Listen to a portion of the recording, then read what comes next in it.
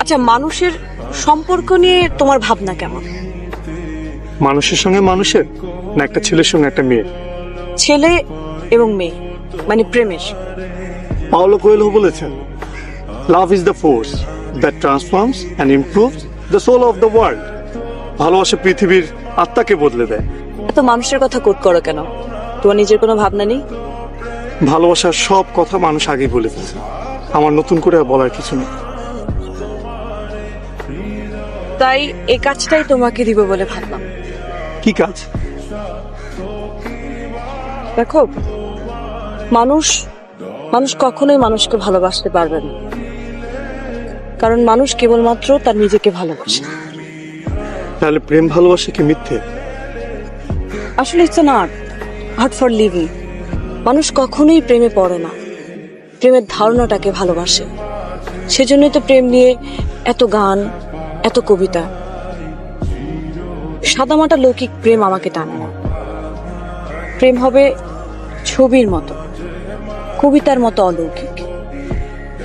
পেতে ইচ্ছে করবে, কিন্তু ছুঁয়ে দেখা যাবে।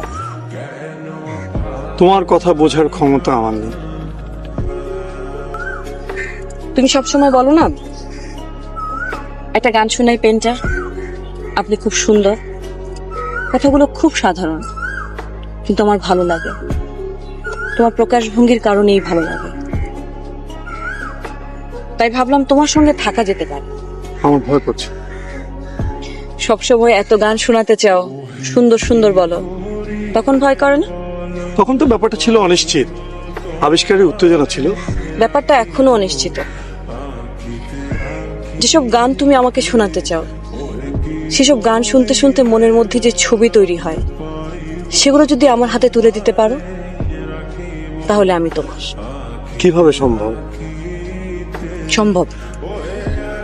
প্রেম আসলে আছে, কিন্তু অনেক গভীর, অনেক বেশি অধরা। তুমি যেটাকে প্রেম মনে করো, সেটা সহজে পেয়ে যাওয়া বসবাসের চুক্তি ছাড়া আর কিচ্ছু না।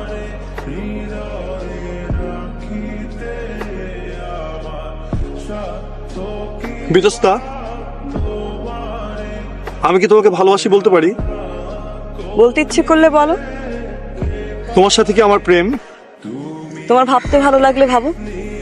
আমার চাই গানের ছবি। আবার দেখা হবে? হবে তো। মাঝে মাঝে তব দেখা পাই